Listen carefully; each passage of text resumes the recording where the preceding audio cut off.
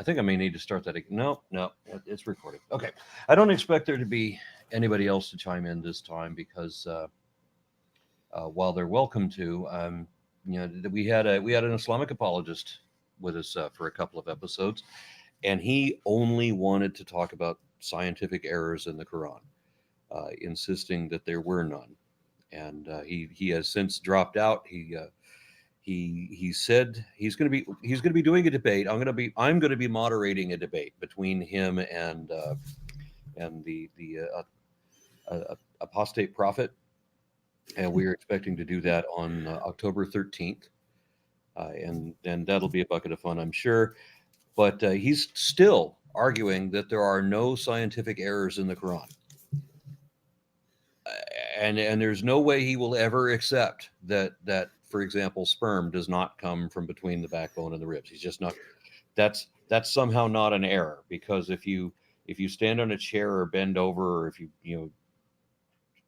I don't know. There's some way you can contort yourself to where that could possibly be true, even though it's obviously deceptive, and he won't admit that it's deceptive either. So there's that. Anyway, tune in for that debate on October 13th. And I don't expect anybody else to chime in if he's not here, because I knew that Radha was targeting our Islamic apologist, and if he's not going to be here, then she's probably not going to be here either. So we're just going to go ahead and start. And today we are talking about Surah 72, Al-Jinn, and Bogey. I want you to take it away, please. So, yeah, this is the real stuff. This is not the Aladdin kind of green and whatever jinn stuff. This is the real McCoy. These guys are there and they're speaking stuff and they're listening, and they're getting thrown out from the sky with, shooting stars and whatnot. So there's a whole ecosystem of a story happening in this chapter, and it's not a simplistic one. I like your take with all the jinn pictures. It's awesome. I lolled all the way through. And no, you by and large didn't get a whole thing wrong. It's just I will just have a few points to elucidate more accurately what the heck is going on. Because there's a lot going on in this surah. One of the first things I want to bring up, not in particular order, is that this is one of those chapters, surahs, that do rhyme all the way through. And they do rhyme in a very special way. So I mentioned that before. There are some verses, some chapters in the Quran that have a rhyme to them, which is quite interesting, given that Muhammad wasn't particularly a poet. Yeah, or at least if something is written part in rhyme and part in prose, then that implies that it wasn't a single compilation. Yes, this surah is with the same rhyme from the beginning to the end, including the parts spoken by the jinn and including the parts, as far as I think, that are not spoken by the jinn. So we can call that the jinn speaking rhymes just to make it more funny, but there are parts that I don't think are spoken by the jinn, and they're also rhyming exactly the same way. I'm going to just read through the last words of several of the verses, just to elucidate how much rhyming is going on here. So I'm going to read from 1 to 5. Okay, just the last words. Ajaba, ahada, walada, shatata, kadhiba. Now, if that wasn't a rhyme, then nothing else is. Okay. Okay. So this is kind of interesting and unique. When you find something like this in the Quran, He said, where did he get this from? Because it's clearly not his general style. But there you go. So, what's the first thing I was going? This is a fun surah. Namely, most of it is the reported speech of the jinn. And Yeah, and I read somewhere that there was confusion as to when it's not really the jinn speaking, but when it's supposedly God speaking. yeah, yeah. Because the jinn, for anybody that we probably should have clarified at the beginning, jinn means genie. So or the jinn is supposed to be singular, and then genie is supposed to Is be plural, and sometimes it's spelled with a D at the beginning instead of a J, or it's like I it's DJIN. I've What? seen language constructs like do the DZS. Okay. Yeah, I can't even imagine that one. But anyway, we're talking about genies, and these genies are the Islamic equivalent of devils, but they're also angels in a sense. And that maybe you can clarify that, because that confused me. It seemed that these are devils that God made out of fire that occupy a place in heaven. Yes, so the angels and the jinns are made of fire. Yeah, pretty much. And humans are made of mud. So that's the main difference why Iblis said, I'm not gonna bow for this, because he's like kind of made of mud, and I'm kind of superior because I'm made of hot air. So I'm not bowing for this. And got kicked out from heaven because of that. So Iblis was an angel until he disobeyed the orders of Allah, right? Jinn don't seem to have the same obligation to obey. So I just a little thought over there. Yeah. I know that there is a surah in the Quran which says that God said to the angels when he commanded the angels to bow down to Adam, and then Iblis refused. So it might give an implication that Iblis is an angel because God is talking to the angels. But I think there is some linguistic rule in Arabic. Is like when you're referring to the majority, it includes everyone. So basically, for example, if I walk into a room and say, "Hey guys," it actually means like I'm also including the women in that. It doesn't necessarily mean all the male. So because because angels cannot disobey God, right? Angels cannot disobey Allah because they don't have a free will, but jinns can. So it still could be concluded like only one jinn was existing over there in the command when Allah commanded, and he So disobeyed because so, so humans it, and jinns have free will. okay. So Iblis and the jinn have agency versus the angels Absolutely, don't. yes. I think Okay. that's clear in I Islam. think And that's an interesting demarcation here. but if Iblis denied or rejected God, or he refused God Because he rather, has agency, he can do well, that means he's things a jinn. Yes. that, Okay. yeah, that kind of assumes that. Because Yeah. See, I got confused because if we, they talk about the jinn and they talk about the angels like in the same right, context. right, Correct. right, Correct. right. In a lot of cases, that's the case. Now, if the jinn have agency and they're sapient, as we're going to see from this chapter, they are obviously sapient, and they have agency because we know they can obey and disobey. There are verses in this surah that says Correct. some of us are Muslims, some of us obey, and others don't, and the ones who won't will go to hell. I Hmm. don't know for what good, because they're already made of fire. Yeah. Now, does Iblis, if he is a jinn, is he also a devil? Yes. So the jinn are devils essentially. No, not No. all jinns are devil. I mean, what do you mean by devil? The word shaitan, which Yeah. makes Iblis the devil, is obviously the adversary, Hmm. right? That's right. So he's your enemy because he talks you out of good belief, Hmm. right? Yeah. So shaitan is the adversary. Iblis is the particular name of the particular jinn that does that. Oh, I see. Okay. The corner office guy is called Iblis, right? Everybody Hmm. else is just Some of them are working for him and others are not working for him. So even here said that some of the jinn will follow the rules of Allah and others will just not. Right. And this question, like while growing up, always I had it in my mind. They used to say that if you leave a gap between the shoulders while praying in a mosque, the shaitan will come and stand in the middle of it. Which is either the shaitan himself or Yeah. some sort of a jinn. Correct. So I used to think, like, how can Satan be omnipresent? I mean, there is a lot of people praying across the world, and how can he be there everywhere? Yeah, but this way it doesn't have to be. Correct. Yeah. I mean, Right. he can just send his lackeys or someone. We just have a group of jinn running around getting between Muslims when they're standing up for prayer. Correct.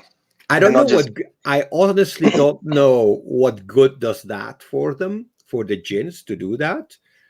Right. But apparently it's their favorite pastime. I'm in the same place as Mohsen. I'm having a hard time understanding how grown-ups believe this. It's Yes. just lost. Huh? Exactly, yes. Okay. That is a profound problem. If you're a Muslim, you need to believe this. And another thing that Mohsen mentioned was that not all jinns are devils. Well, that if some jinn are devils, then I'm in the same place where I don't know what a devil is, because I would have thought that these were categorized by, like, races, that you have one genetic lineage of angels and then you have a separate species of devils and a separate species of jinn, right? No, there is jinn. Some of the jinn are good, some of them are bad. Okay, so and then there are angels and they don't have agency. Except Iblis. Angel, no, Iblis is not an angel. Iblis is a jinn. It's going to have to be a jinn. Okay. So otherwise there would be a contradiction. Otherwise, if angels had agency, we would have no way to know whether Gabriel was speaking the word of Allah to Muhammad or was he making shit up. We would have no way to tell, and Muhammad would have no way to tell either. Okay. All But right, I guess because Gabriel is an angel, he doesn't have agency to change the word. He's not able to do other than what he was ordered to do. Okay. So right, we'll continue then. There you go. You give up something for something. Yeah, just to clarify, jinns have agency, jinns have free will, just like human beings. They're closer to human beings, as in the sense that the good ones will go to heaven and that the bad ones will go to hell. I mean, they're just another type of like created out of fire, who have their own will and who can be good or bad, and then the bad ones are a part of, like, the devil, if you will. Okay. Right, and we'll get to a description of heaven again in a few minutes too. Boogie, go ahead and continue with your list. Yeah. So 72:1, and I'm gonna go verbatim on this. Say, it was revealed to me. So this is like, hey, Muhammad, say that it was revealed to me that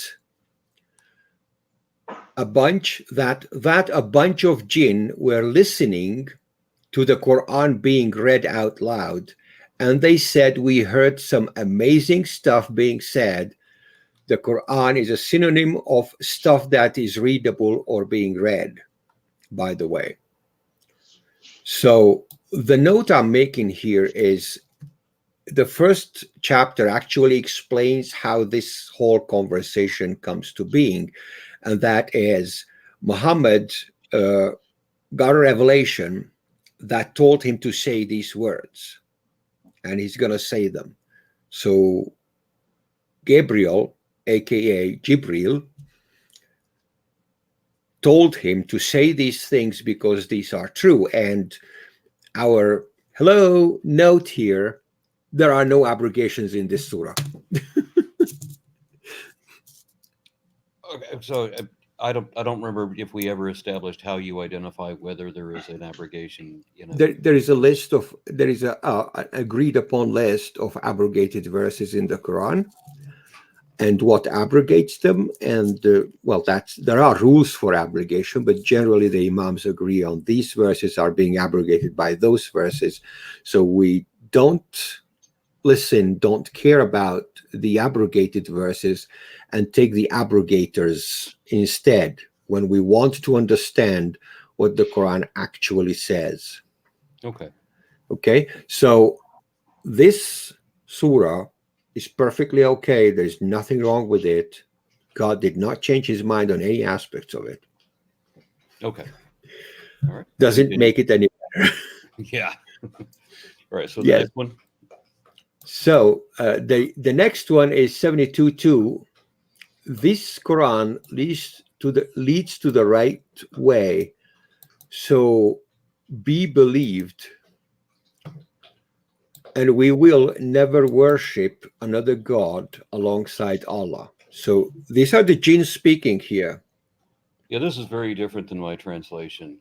And Yes, that's why I put it here. I'm also confused. So you're saying this is the angel Gabriel telling Muhammad to say that he Yes. heard from That a this group is of what the genies. jinn said. And so the angel Gabriel is telling Muhammad to lie about whether he heard this from genies. Well, that will preclude it to be a lie because Gabriel said it, and Gabriel has no agency to change what he said. So he couldn't have made it up. It must have been God telling him. So is Gabriel saying that Gabriel heard it from a bunch of genies? No. Allah tells Gabriel that this is what the genie said, and Allah knows everything. I'm sorry. Muhammad is talking to Gabriel. Muhammad is talking to Gabriel. Okay. Muhammad is always talking to Gabriel. Okay. Right. Yeah. Yeah, but it's just. I had it reversed that everything was supposed to be. Never mind. Go ahead. No, it's all good. It's just like so. This is what the jinn were saying. And this is all like from here, I think to 72:16, it's all reported speech. I'm not sure after that. Okay. Okay. So 72:2, that the Quran leads to the right way, so be believed, and we will never worship another God alongside Allah. Explaining the word shirk here. Shirk is to take other gods and either combine them into, say, a trinity, or make them into a pantheon like the Greeks did. Okay, and so why would genies worship a god? Are they not effectively gods themselves? Well, they don't consider themselves gods. They consider themselves just creatures made out of fire, which is hot gas. Okay. That explains why they believed immediately, because, full of hot air. Okay. So just a quick point. Since shirk was mentioned, just wanted to clarify that shirk is the biggest sin in Islam. There is no other sin that you can do that is bigger than this, and which means associating partners with God. Yes. Associating partners with God? You mean like the Trinity? Iblets? Like the Trinity? Correct. No. So in some sense, actually, if you really think about it, and that's what I inferred, is that being an atheist is lesser of a sin than, let's say, worshiping Krishna, for example, or two gods, like Hanuman and Krishna. Okay, well, I understand that they said that God cannot have a wife and he cannot have a son. He can do anything he wants, but he can't have a wife and he can't have a son. Yeah. So another Yeah, another apologetic around that is like Quran never says that God can do anything. If you really assess the text, it anywhere it mentions God's power, I think it mentions that God has power over all things. So which means whatever things are there that he has created in creation, he has power over everything. And that doesn't mean that he can do everything. Like, for example, he cannot create like a square circle or something incoherent like that. Very good. Okay, so what I was mentioning here is that the language in this surah is really magical, and it is. I just made a small example of the first 5 verses. This thing rhymes. Okay. If you don't have anything, I'll jump to verse 8. Yeah, I'm just full of confusion on this, so I'm just going to let you drive. Okay. So verse 8 is particularly beautiful. This is the jinn describing how they move around. And the jinn say with their own words, and we touched the sky, heaven, singular, not seven heavens. We touched the heaven Okay. and found it full of tough guards and shooting stars. Yeah, and what I got out of that in comparing a number of different translations, which were all different than the translation you just gave me. I know. Yeah, That's so why I gave it. the genies snuck into heaven. No. That's their job. That's what they do. It's like horses in a farm. They run around. Okay, well, So when they go and touch the sky, which Okay. means they go in the sky, right? And it's quite poetic to put it this way. They found the shooting stars and they found the tough guards. well, I got the impression that these were that the shooting stars in this case were booby traps, that they were waiting for intruders. No, So it's actually used the word shihab, which is the word for a shooting star. yeah, but the shooting stars are lying in ambush with the Not tough guards. not yet. So I mean, the genies would go to heaven and they were run out by guard, basically under fire. They're under fire when they do something. We'll come to that. And under Nor- fire, I mean, the shooting stars are lying in ambush. Not Or yet. Okay. Not for every genie, and not yet. This is their normal life here being described. We touch the sky, we move around freely. There are tough guards somewhere, and there are shooting stars over there, but it doesn't bother them in this one. Okay. This is just they're describing, hey, this is what I do. I go shopping, I drive to work, I do this, I do that, and I touch the sky, and there are some shooting stars over there, and there are some tough guards over there. But those are not problems of mine, right? So this is just a general description of But what they're... didn't it immediately after that say that, but we can't go there now because shooting stars lying in ambush? After what? After 72.8. Okay. After what 72.8 happens. And we touch the 72.8 and 72.9. Sorry. So 72.9 says, and we used to, one day in the past, we used to, but not anymore, sit around and listen to what is going on as being spoken about between Allah and the angel and who knows who. So the jinn would be there listening to Allah talk to the angels, and they would just listen around. They would go like, hey, we're going to listen, right? And that was okay. But if a jinn listens now, these days, there would be shooting stars throwing at him. And that's specifically, I mention it because it's a singular male reference. And what are the tough guards? Those are guardian angels. They lob the shooting stars at them. All right, So because I got confused about that too, because I thought that the angels and the jinn and the devils were all the same thing. And if the jinns were not allowed into the heaven, because they would be shot at basically if they went into heaven, then who are the guards who are shooting? The angels. Okay. So the angels will shoot you. Will shoot you if you listen these days, but in the past you could listen. In the past they could listen, but today and these days they can't listen. And it's so it says when if So you what listen. changed? Well, we're coming to that. Okay.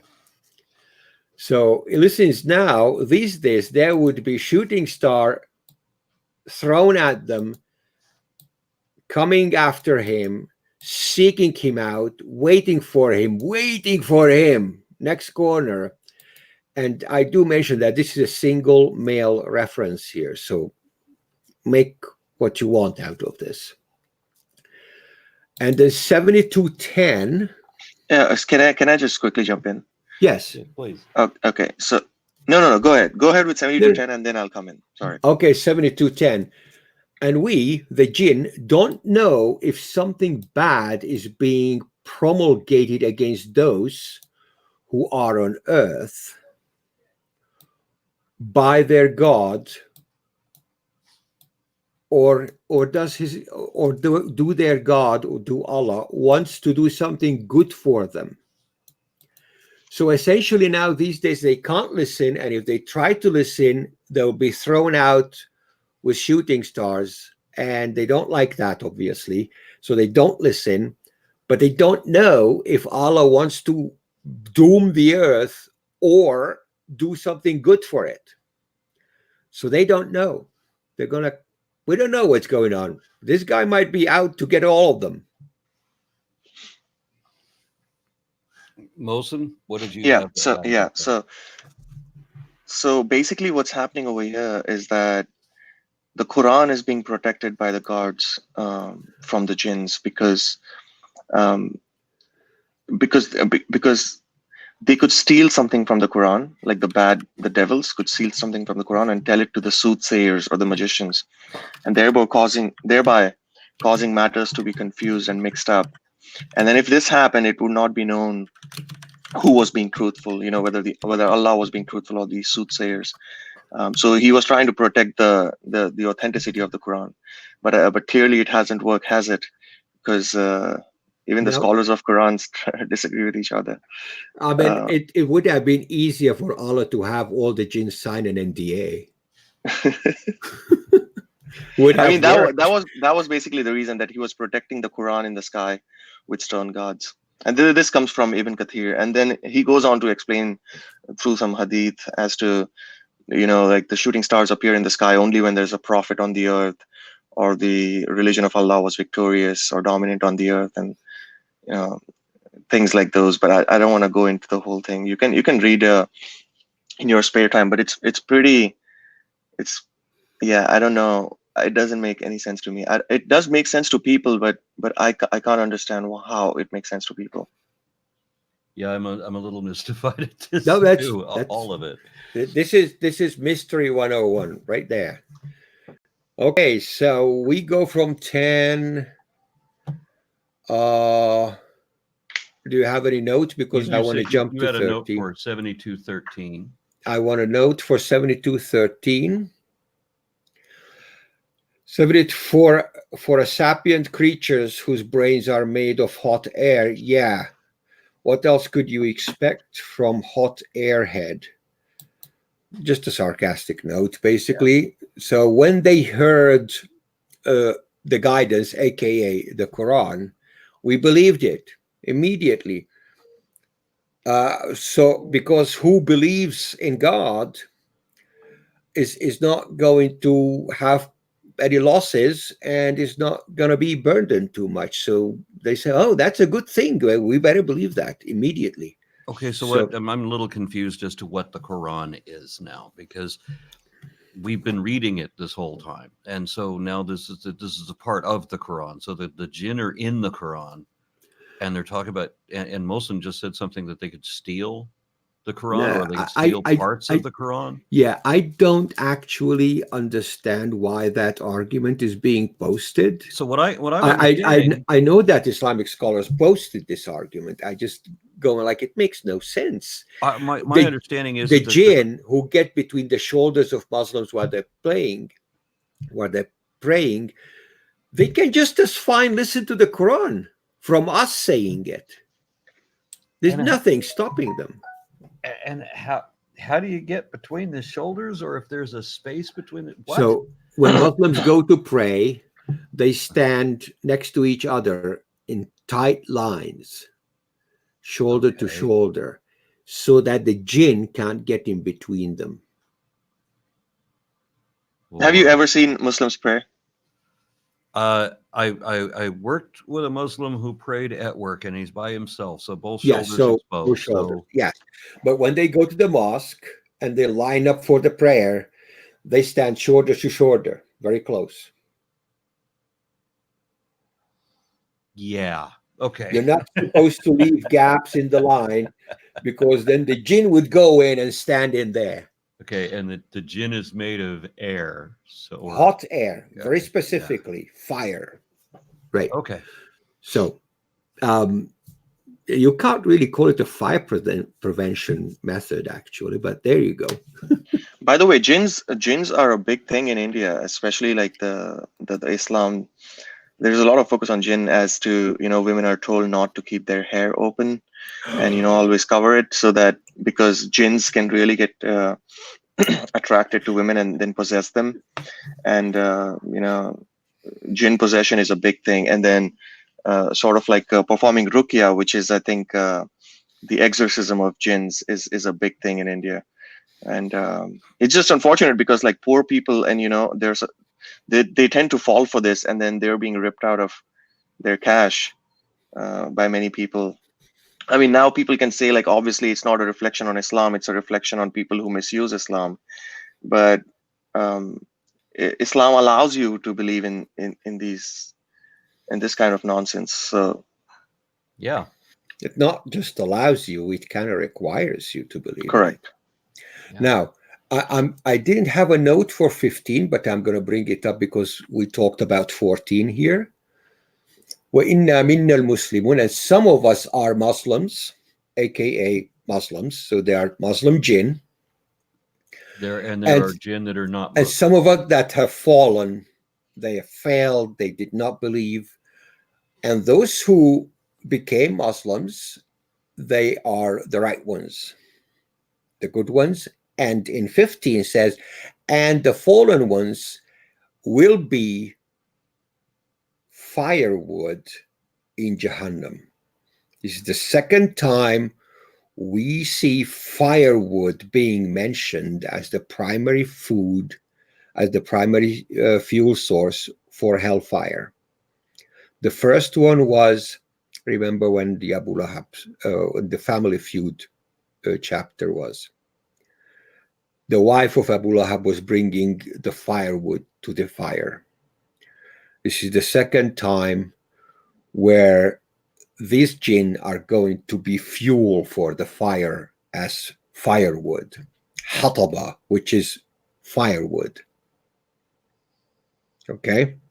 Okay. So it's a fire-fed hellfire. Yeah, And I hear you. And you have to keep it burning forever because of people like us, which is a physical impossibility because there are simply not enough matter in the universe. Forget about firewood.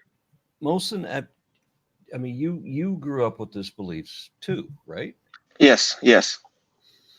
And I just want to know how did all of this, what kind of impression did you get out of these kind of messages? So I was always a skeptic growing up, and my skepticism led me to be an apologist.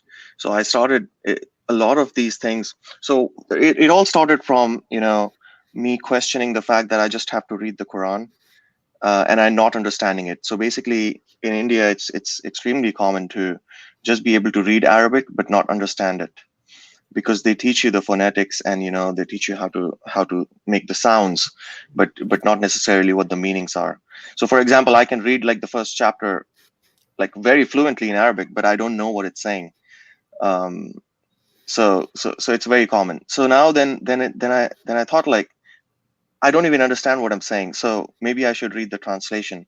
And then I remember I was pretty young, so I didn't have the money. I collected the money, and then I asked my dad that, hey, I want to buy a translation. And then they got me the Yusuf Ali translation, which I recommend, actually.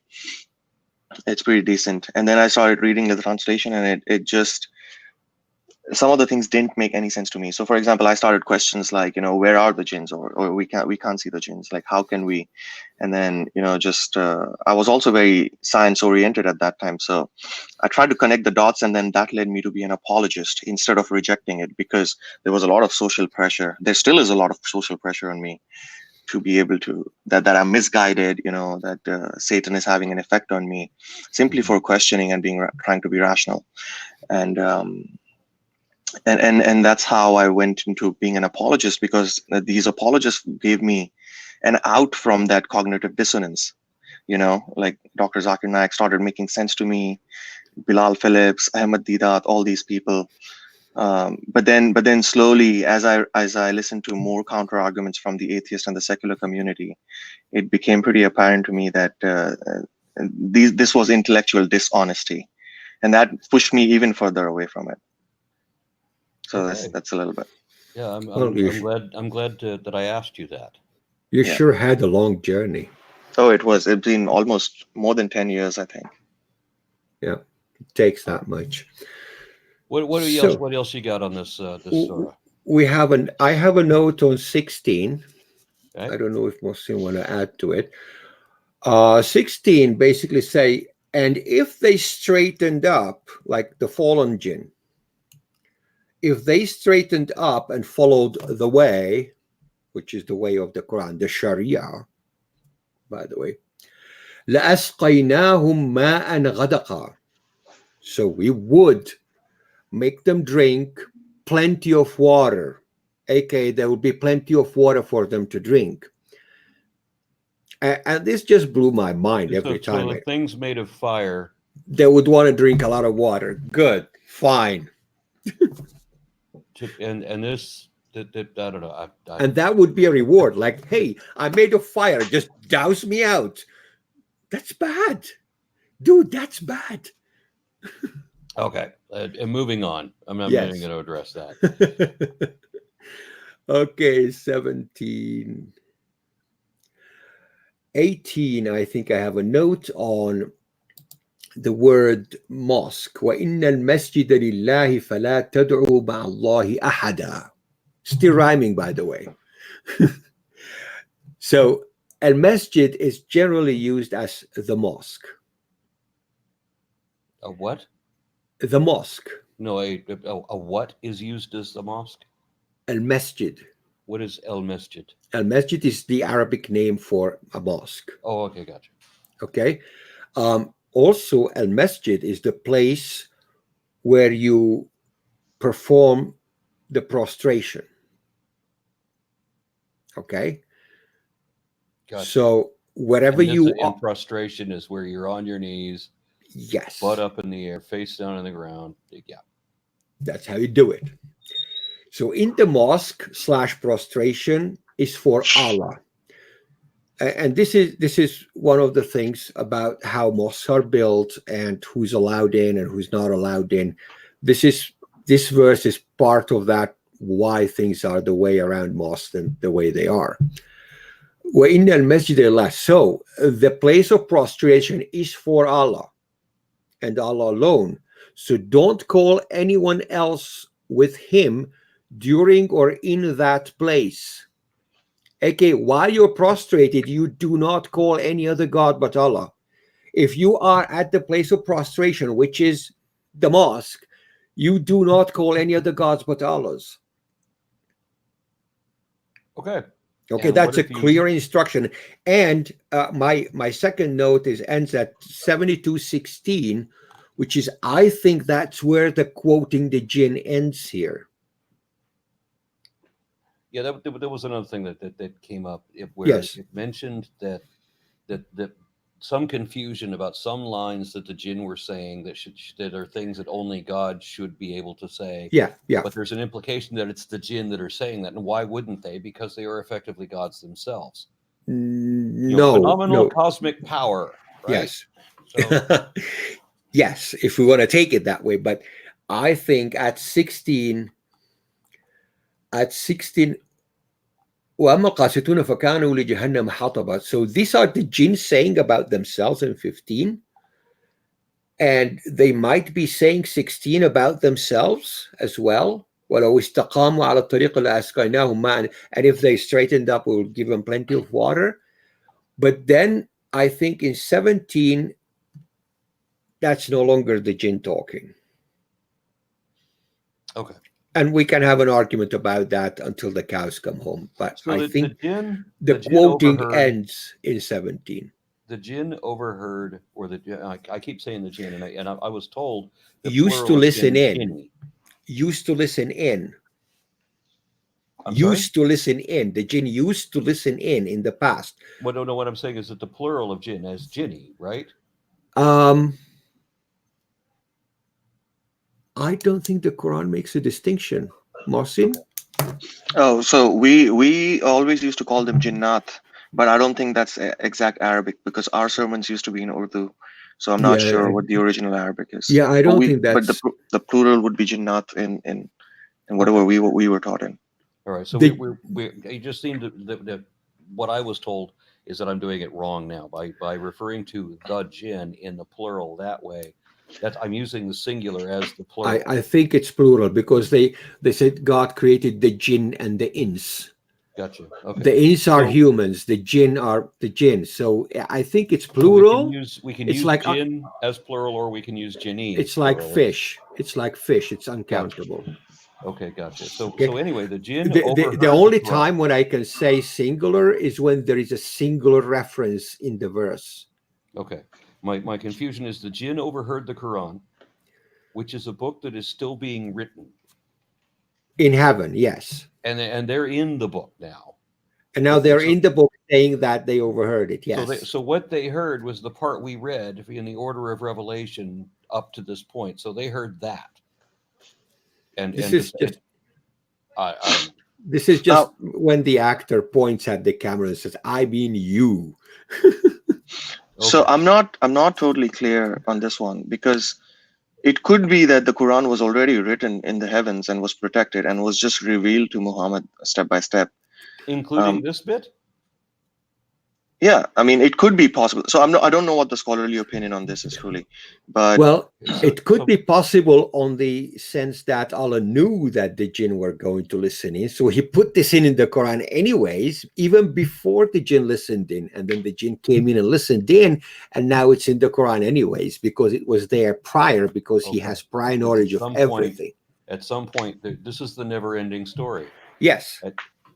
You're reading a book, and the book is about you. correct. Yes. And I wrote it. Okay. Yeah, I think I'm done. This is I want to pretend that there's some depth in here that is just beyond me, but I think my confusion is that it's just silly. No, it's Yeah. this is it. This is what it's being said. The verses I decided to elucidate is just to narrow the flak radius here a little bit. Okay. But that's about it. Genies are fun, All right. and Well, they this was can the most. touch the sky, and that's just awesome. This was simultaneously the most interesting and the most vacuous surah that I've read so far. So yeah, we'll do this again, but it'll be in October. And I want to thank you guys for participating as always. And if you're listening to this and you would like to be on the show, just contact me. There's a number of ways to contact me, and especially if you're a believer. I mean, I would really like to have a believer come on and give me, their perspective, because I think it's going to be different. If you're still a believer, so, and you don't have to be, you don't have to have a membership or authority or a position, in Islam. You just, if you're a believer, I would like to have you on the show to hear your perspective as well. So please contact me if there are any people like this out there, or if you know somebody that's like this, maybe you can encourage them to come on. Bogi and Molson, am I saying your name right, Molson? Is it? Yes, you are. Okay, thank you very much.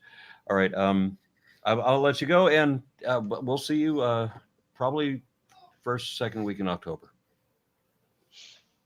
All right, thank you. Yay.